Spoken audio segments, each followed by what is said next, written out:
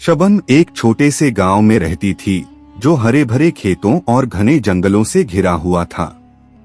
गांव के लोग जंगल के बारे में डरावनी कहानियां सुनाते थे। कहा जाता था कि जंगल में एक पुराना खंडहर है जहां एक चुड़ैल रहती है। उस चुड़ैल के बारे में लोग कहते थे कि वह रात के समय जंगल में भटकती है और जो भी उसके सामने आता है उसे अपने जादू से बांध लेती है। गांव के लोग रात में जंगल की ओर जाने से डरते थे।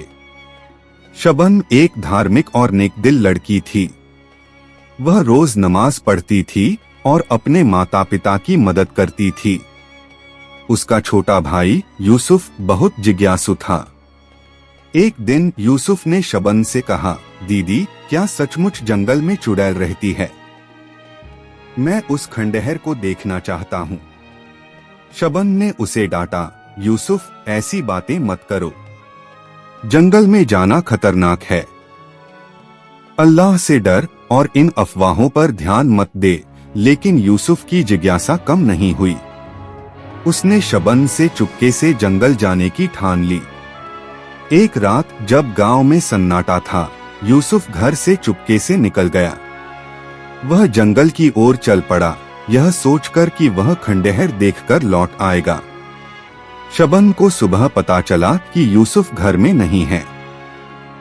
वह घबरा गई और अपने माता पिता को बताया। गांव वालों ने खोज शुरू की, लेकिन यूसुफ का कोई सुराग नहीं मिला। शबन का दिल डर से कांप रहा था, लेकिन उसने हिम्मत जुटाई। उसने अपनी माँ से कहा, अम्मी, मुझे जंगल में जाना होगा।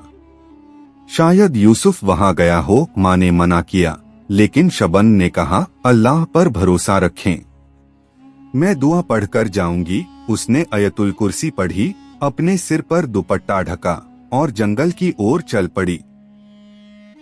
जंगल में घना अंधेरा था। हवा में अजीब सी सायन सायन की आवाज थी। शबन ने अपने दिल में अल्लाह का नाम लिया और आगे बढ़ी। कुछ देर बाद उसे पुराना खंडहर दिखाई दिया। खंडहर की दीवारें टूटी फूटी थीं और वहां से ठंडी हवा निकल रही थी। अचानक उसे यूसुफ की आवाज सुनाई दी, दीदी, मुझे बचाओ। शबन दौड़कर खंडहर के अंदर गई। वहां उसने देखा कि यूसुफ एक कोने में डर से कांप रहा था। उसके सामने एक डरावनी सूरत थी, लंबे उलझे बाल, लाल आंखें और काला लबादा पहने एक चुड़ैल। चुड़ैल ने हंसते हुए कहा, यह लड़का मेरा है। अब तुम भी मेरे जादू में फंस जाओगी। शबन ने डर को अपने ऊपर हावी नहीं होने दिया। उसने जोर से आयतुल कुर्सी पढ़ना शुरू किया।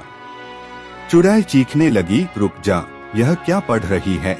लेकिन शबन नहीं रुकी। उसने सूरह फलक और सूरह नास भी पढ़ी। चुड़ैल की ताकत कमजोर पड़ने लगी। शबन ने यूसुफ को अपने पीछे खींच लिया और कहा, अल्लाह के सामने कोई जादू काम नहीं करता। तू इंसान को डरा सकती है, लेकिन अल्लाह की ताकत से नहीं जीत सकती। चुड़ैल की चीखें धीमी पड़ गईं। अचानक उसका रूप बदल गया। वह अब एक बूढ़ी औरत की शक्ल में थी। उसने कांपते हुए कहा, मुझे माफ कर दो, मैं कोई चुड़ैल नहीं हूँ। मैं एक इंसान थी जो गलत रास्ते पर चली गई थी। मैंने जादू टोना सीखा और लोगों को डराने लगी, लेकिन तुम्हारी दुआओं ने मुझे मेरे पापों का एहसास दिलाया। शबन ने उससे पूछा, तुमने यूसुफ को क्यों डराया? बूढ़ी औरत ने बताया कि वह गांव वालों से बदला लेना चाहती थी, क्योंकि उन्होंने उसे सालों पहले गांव से निकाल दिया था। उसने जंगल में जादू टोना शुरू किया ताकि लोग उससे डरें। लेकिन शबन की दुआओं और नेकदिली ने उसे पश्चाताप करने पर मजबूर कर दिया। शबन ने बूढ़ी औरत को माफ कर दिया और कहा, अल्लाह तौबा करने वालों को माफ करता है। तुम गांव वापस चलो और अपनी गलतियों को सुधारो। उसने यूसुफ को गले लगाया और उसे समझाया, देखो यूसुफ, जिज्ञासा अच्छी बात है, लेकिन बिना सोचे समझे खतरनाक रास्तों पर नहीं जाना चाहिए। हमेशा अल्लाह से दुआ मांगो और सही रास्ते पर चलो। शबन, यूसुफ और बूढ़ी औरत गांव वापस लौटे। गांव वालों ने बूढ़ी औरत को माफ कर दिया और उसे गांव में रहने की इजाजत दी। शबन की बहादुरी और नेकदिली की हर जगह तारीफ हुई। उसने गांव वालों को समझाया कि डर का मुकाबला करने का सबसे बड़ा हथियार अल्लाह का नाम और दुआएं हैं। यह कहानी हमें सिखाती है कि अल्लाह पर भरोसा, मुश्किल से मुश्किल हालात में भी अल्लाह का नाम और दुआएं हमें ताकत देती हैं। सच्चाई और हिम्मत, डर का सामना हिम्मत और सच्चाई से करना चाहिए, न कि अफवाहों और जादू टोने पर भरोसा करके। माफी और सुधार, गलतियां करने वाला अगर पश्चाताप करे तो उसे माफ करना और उसे सुधरने का मौका देना चाहिए। जिज्ञासा अच्छी है, लेकिन उसे सही दिशा में लगाना चाहिए ताकि वह खतरनाक न बने। शबन की इस कहानी ने गांव में एक नई रोशनी फैलाई। लोग अब जंगल से नहीं डरते थे, क्योंकि उन्हें समझ आ गया था कि असली ताकत अल्लाह के भरोसे और नेक इरादों में है। आयतुल कुर्सी, जो कुरानी पाक की सूरह अल-बकराह की आयत 255 है, अल्लाह की अजमत और उसकी कुदरत का एक अजीम बाया है। ये आयत न सिर्फ कुरान का एक मुहिम हिस्सा है, बल्कि इसकी फजीलत और बरकत के बारे में रसूलुल्लाह ने भी कई अहादीस में जिक्र फरमाया है। आयतुल कुर्सी को पढ़ने के फेड, इसका रूहानी असर और इसकी हिफाजत का एहसास हर मुसलमान के दिल में एक खास जगह रखता है। ये आयत न सिर्फ इबादत का हिस्सा है, बल्कि जिंदगी के हर लम्हे में सुकून, हिफाजत और अल्लाह से कुर्बत का जरिया भी है। आयतुल कुर्सी का टेक्स्ट और तर्जुमा। पहले ये जान लेते हैं कि आयतुल कुर्सी क्या है। अल्लाहु ला इलाहा इल्ला हुवल हय्युल कय्यूम ला ताखुदुहु सिनतुन वाला नौम लहु मा फिस समावती वामा फिल आर्दी मन ढल्लाधी यशफायु इंदाहु इल्ला भी इज़्ने यालामु मा बैना ऐदिहिम वामा खल्फाहुम वाला युहितुना बिशैअम मिन इल्मिही इल्ला बीमा शाए वासिये करसियुहा समावती वाल आर्दी वाला याउदुहु हिफ्जुहुमा वाहुवाल अलीयुल अज़ीम। तर्जुमा, अल्लाह जिसके सिवा कोई माबूद नहीं, वो जिंदा है, कायम है, ना उससे ऊँघ आती है ना नींद। उसकी मलकियत में है जो कुछ आसमानों में है और जो कुछ जमीन में है। कौन है जो उसके पास सिफारिश कर सके सिवा उसके आइज़दिन के? वो जानता है जो कुछ उनके आगे है और जो कुछ उनके पीछे है, और वो उसके इल्म में से किसी चीज का अहाता नहीं कर सकते सिवा उसके जो वो चाहे। उसकी कुर्सी ने आसमानों और जमीन को घेर रखा है और उसकी हिफाजत उस पर कोई बोझ नहीं। वो बुलंद और अजीम है। आयतुल कुर्सी की फजीलत अहादीस की रोशनी में। रसूलुल्लाह ने आयतुल कुर्सी को कुरान की सबसे अजीम आयत करार दिया है। एक हेड्स में हजरत अबू हुरैरा से रिवायत। हिफाजत का जरिया। आयतुल कुर्सी को हिफाजत का एक जरूरी जरिया माना जाता है। हजरत अबू हुरैरा से रिवायत है कि रसूलुल्लाह ने फरमाया, जब तुम सोने के लिए अपने बिस्तर पर जाओ तो आयतुल कुर्सी पढ़ लिया करो, क्योंकि इसे अल्लाह की तरफ से एक हिफाजत तुम्हारे साथ रहेगी और शैतान तुम्हारे करीब नहीं आएगा। ये हेड्स बताती है कि आयतुल कुर्सी न सिर्फ रूहानी सुकून देती है, बल्कि शैतान और बुरी ताकतों से भी हिफाजत करती है।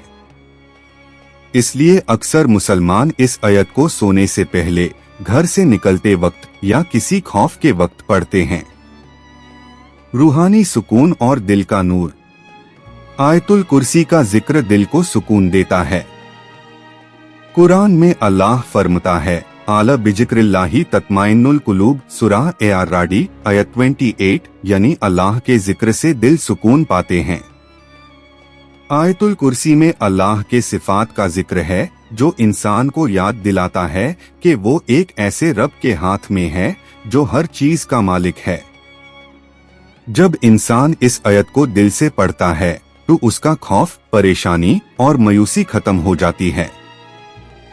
ये आयत इंसान को अल्लाह के नूर से रोशन करती है और उसके दिल में ईमान को मजबूत करती है। शैतान से हिफाजत। आयतुल कुर्सी शैतान के शर से बचती है। एक रिवायत में है कि एक शख्स ने रसूलुल्लाह से पूछा कि कौन सी आयत सबसे अफजल है। आप ने फरमाया आयतुल कुर्सी। फिर आपने बताया कि ये आयत पढ़ने वाला शैतान के वासवासन से महफूज रहता है। शैतान इंसान के दिल में बुरा ख्याल डालता है, लेकिन आयतुल कुर्सी का जिक्र उसके लिए एक ढाल का काम करता है। इसलिए इस आयत को रोजाना पढ़ना, खास तौर पर सुबह और शाम, शैतान के शर से हिफाजत का सबब है। दुआ की कबूलियत और बरका। आयतुल कुर्सी पढ़ने से दुआओं की कबूलियत में इजाफा होता है। जब इंसान अल्लाह की अजमत का जिक्र करता है तो उसका दिल अल्लाह के करीब होता है। कुरान में फरमाया गया, उदखुलु फिस्सिल्म कुल्लुकुम, सूरह अल-बकरा आयत 208, यानी अमन के रास्ते में दाखिल हो जाओ। घर की हिफाजत। घर में दाखिल होने या सोने से पहले आयतुल कुर्सी पढ़ना घर को शैतान और बुरी ताकतों से महफूज रखता है। दीनी और रूहानी अहमियत। आयतुल कुर्सी में अल्लाह के सिफात का जिक्र है जो इंसान को उसकी जात की गहराई तक ले जाता है। ये आयत बताती है कि अल्लाह हर चीज का मालिक है, उसका इल्म हर चीज को घेर रखा है और उसकी कुदरत आसमानों और जमीन से भी बढ़कर है। इस आयत का मुतला करके इंसान अपने रब के साथ अपना तल्लुक मजबूत करता है। ये आयत न सिर्फ जुबान से पढ़ी जाती है बल्कि दिल से महसूस की जाती है। आखिर में, आयतुल कुर्सी कुरान का एक अनमोल मोती है जो हर मुसलमान के लिए हिदायत, हिफाजत और सुकून का जरिया है। इस आयत का पढ़ना न सिर्फ इबादत है बल्कि अल्लाह से कुर्बत का सबब भी है। रसूलुल्लाह के फरमान के मुताबिक जो शख्स इस आयत को अपनी जिंदगी का हिस्सा बनाता है वो अल्लाह की हिफाजत में रहता है।